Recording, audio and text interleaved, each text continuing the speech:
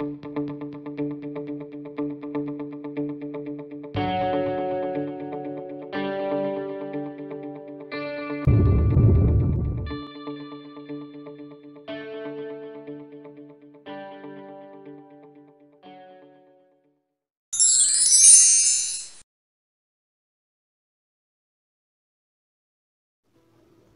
दोस्तों, स्वागत है आप सभी का हमारे YouTube चैनल यूथ इंस्पायर्ड में।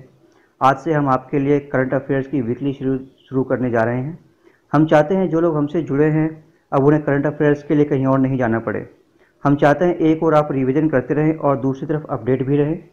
आप लोग साथ में लाइक, शेयर और सब्सक्राइब भी करते रहिए और हमारा मनोबल भी बढ़ाते रहिए। तो दोस्तों, शुरू करते हैं आज का वीडियो।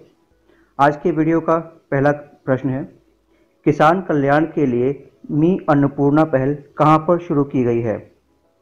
18 मई 2020 को महाराष्ट्र सरकार ने कृषि विभाग तथा बीमा कंपनियों के साथ मिलकर कृषि सशक्तिकरण के लिए मी अन्नपूर्णा योजना की शुरुआत की है। प्रवासियों के लिए टाट पार योजना किसने शुरू की? रांची, जो कि झारखंड में है, यहाँ के प्रशासन ने प्रवासियों को उनके घर तक पहुँचाने में सहायता करने के लिए टाटपार योजना शुरू की।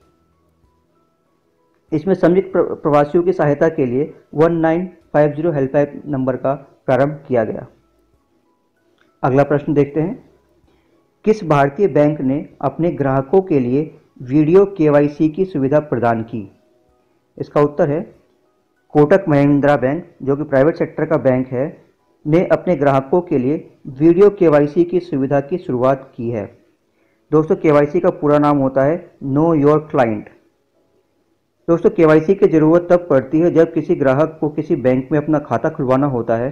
तब उसको अपना पर्सनल या किसी कंपनी को अपने कंपनी के मिनिमम डॉक्यूमेंट प्रोवाइड कराने होते हैं ताकि उसकी पहचान कम से कम बैंक के पास रहे। चलते हैं अगले प्रश्न की ओर। नाडा ने डोपिंग रोधी नियम उल्लंघन के लिए किसे निलंबित किया है? नाडा ने डोपिंग रोधी नियम के उल्लंघन के लिए सविता कुमारी, अंकित सिसोदिया को निलंबित कर दिया है। नाडा का मुख्यालय नई दिल्ली में है और इसके वर्तमान अध्यक्ष नवीन अग्रवाल हैं। नाडा का पूरा नाम नेशनल एंटी डोपिंग एजेंसी है। दोस्तों, नाडा का काम क्या है इसके बारे में एक बार जान लेते हैं। नाडा यह देखने की कोशिश करता है कि किसी खिलाड़ी ने खेल शुरू करने से पहले किसी अवैध नशीली दवाइयों का सेवन तो नहीं किया है या किसी अवैध शक्तिवर्धक दवाइयों का सेवन नहीं किया है। यदि वो इसमें पकड़े जाते हैं तो नाडा कानून के अनुसार उनके ऊपर कार्रवाई कर सकता है। चलते हैं अगले प्रश्न की ओर। विश्व मधुमक्खी दिवस कब मनाया जाता है? हर साल 20 मई को मधुमक्खी दिवस के रूप में मनाया जाता है।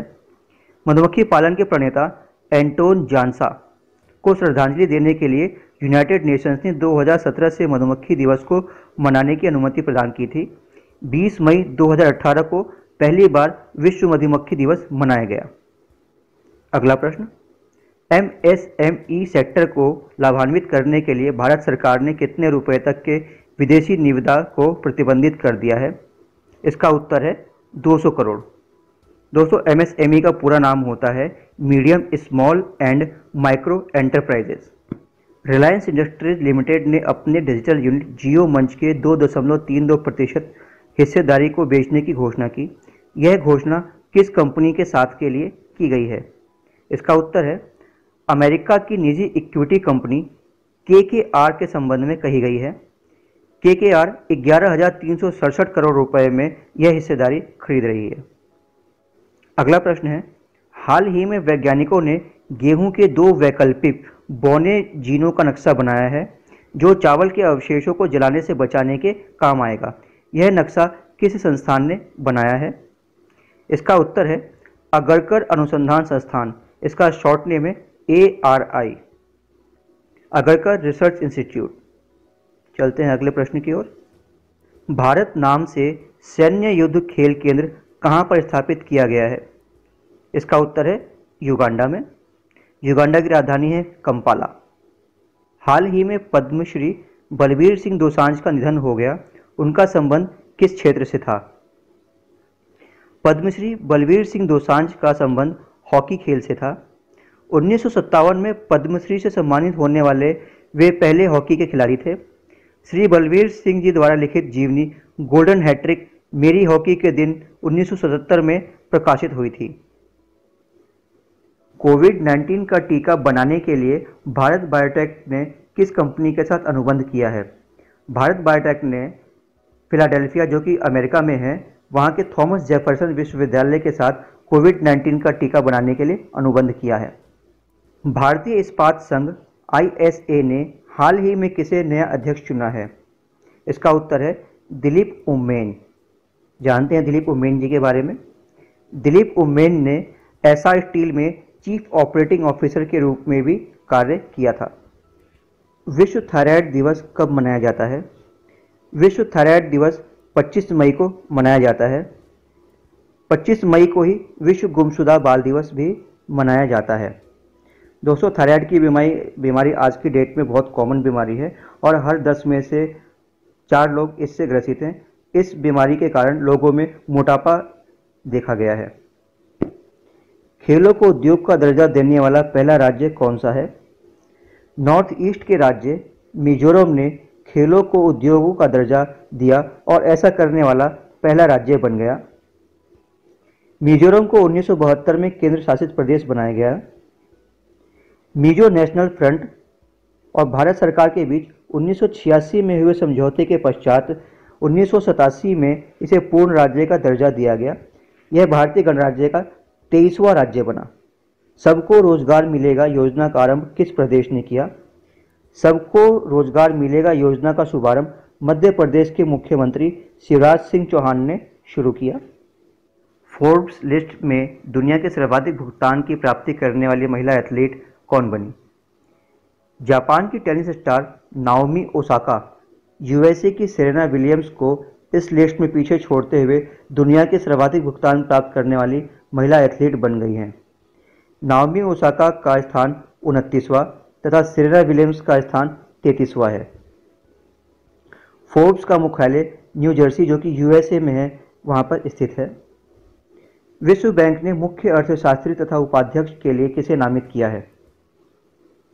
उत्तर है कार्मेन रिनहार्ट। जानते हैं कार्मेन रिनहार्ट के बारे में? कार्मेन रिनहार्ट वर्तमान में हार्वर्ड केनेडी स्कूल में अंतर्राष्ट्रीय अर्थशास्त्र पढ़ाते हैं। रिनहार्ट अर्थशास्त्र के क्षेत्र में किंग जुआन कार्लोस तथा एडम स्मिथ पुरस्कार प्राप्त कर चुके हैं। दोनों ही बहुत महत्वपूर्ण पॉइंट है दोस्तों।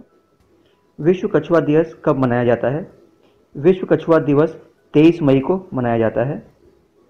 इस बार विश्व कछुआ दिवस की थीम गोद ले दुकान न करें। केंद्र सरकार ने उड़ीसा के किस शहर के लिए 100% सौरकरण की योजना शुरू की? केंद्र सरकार ने उड़ीसा के कोणार्क मंदिर और कोणार्क शहर के 100% सौरकरण की योजना की शुरुआत की। यूपी सरकार ने स्टार्टअप निधि योजना की शुरुआत की। यूपी सरकार ने यह योजना किस संस्था के साथ मिलकर आरंभ की? उत्तर है सिडबी के साथ। सिडबी का पूरा नाम है small industrial development bank of India. यह बैंक छोटी इंडस्ट्रीज को लोन देने का काम करती है ताकि छोटी इंडस्ट्री अपना प्रसार कर सकें और डेवलपमेंट कर सकें। दीदी वाहन सेवा की शुरुआत कहाँ पर की गई? मध्य प्रदेश के झाबुआ जिले में महिला ग्रामीण आजीविका मिशन के तहत दीदी वाहन सेवा की शुरुआत की गई। इस मिशन का उद्देश्य सुरक्षित प्रसव तथा अन्य आपातकालीन सेवाओं के लिए की गई है और यहाँ पे हॉस्पिटल या अन्य सेवाओं की बहुत कमी है, जिसकी वजह से सरकार ने यहाँ पे महिला ग्रामीण आजीविका मिशन के तहत दीदी वाहन सेवा की शुरुआत की ताकि यहाँ के लोगों को आपातकालीन सेवाएं प्रदान की जा सकें। हाल ही में किस भारतीय संस्थान द्वारा अल्जाइमर की रोकथाम के लिए नए तकनीक का विकास करने का दावा किया है? उत्तर है IIT गुवाहाटी। मौसमी इन्फ्लुएंजा या स्वाइन फ्लू की रोकथाम के लिए किस राज्य ने टीकाकरण अभियान की शुरुआत की है? हरियाणा राज्य ने मौसमी इन्फ्लुएंजा H1N1 की रोकथाम के लिए राज्यव्यापी टीकाकरण अभियान की शुरुआत की। भारत सरकार ने हाल ही में किस देश के साथ 5 बंदरगाहों तथा 2 नए प्रोटोकॉल मार्गों पर संचालन के लिए अनुबंध पर हस्ताक्षर किए? उत्तर है बांग्लादेश। देखते हैं अगला प्रश्न। हाल ही में भारत सरकार ने विश्व बैंक के साथ कितने डॉलर के समझौते पर हस्ताक्षर किए? इसका उत्तर है 750 मिलियन डॉलर। अगला प्रश्न देखते हैं। हाल ही में किस देश ने फिलिस्तीन के शरणार्थियों के लिए आर्थिक सहायता का योगदान किया है? उत्तर है हमारा देश भारत। विश्व स्वास्थ्य संगठन के कार्यकारी बोर्ड अध्यक्ष के रूप में किसे चुना गया है? इसका उत्तर है डॉक्टर हर्षवर्धन। डॉक्टर हर्षवर्धन भारत के भी स्वास्थ्य मंत्री हैं। उत्तर प्रदेश के जेवर एयरपोर्ट को बनाने और विकसित करने के लिए किस देश की कंपनी को अनुबंधित किया गया है? इसका उत्तर है स्विट्जरलैंड की कंपनी को। हाल ही में किस राज्य ने स्टार्टअप्स के लिए साइबर स्पेस एक्सीलरेटर लॉन्च किया है? इसका उत्तर है कर्नाटक राज्य ने। अगला प्रश्न, विश्व स्वास्थ्य सभा का 73वां आयोजन कहां पर किया जा रहा है? विश्व स्वास्थ्य संगठन के 73वें विश्व स्वास्थ्य सभा का आयोजन जिनेवा में किया जा रहा है। अगला प्रश्न, राजीव गांधी किसान न्याय योजना की शुरुआत किस राज्य ने की? इसका उत्तर है छत्तीसगढ़। प्रवासी मजदूरों के रोजगार के लिए मनरेगा के तहत रोजगार के लिए कितने रुपए की बढ़ोतरी की गई है? इसका उत्तर है 40,000 करोड़ रुपए। किस भारतीय अर्थशास्त्री को विश्व बैंक द्वारा दक्षिण एशिया में जलवायु परिवर्तन तथा आपदा प्रबंधन के लिए महत्वपूर्ण पद पर चुना है? इसका उत्तर है आभास झा। सार्वजनिक क्षेत्र के किस बैंक द्वारा कोरोना वायरस से प्रभावित अपने लेनदारों को ऋण सुविधा प्रदान करने की घोषणा की है? इसका उत्तर है कैनरा बैंक।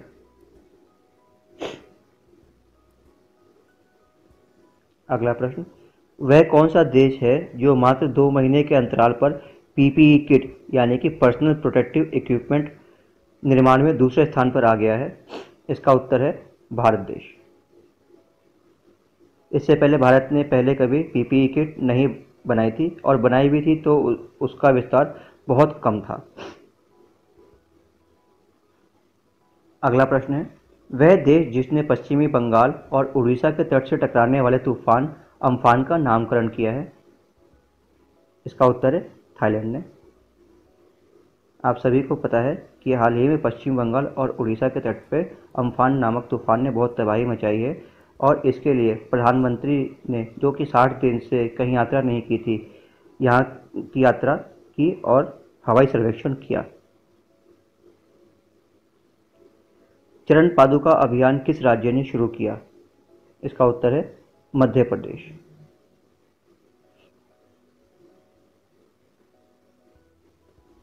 आतंकवाद विरोधी दिवस कब मनाया जाता है? दोस्तों, आतंकवाद विरोधी दिवस 21 मई को मनाया जाता है। आपको मालूम होना चाहिए कि आतंकवाद विरोधी दिवस इसी दिन को क्यों मनाया जाता है।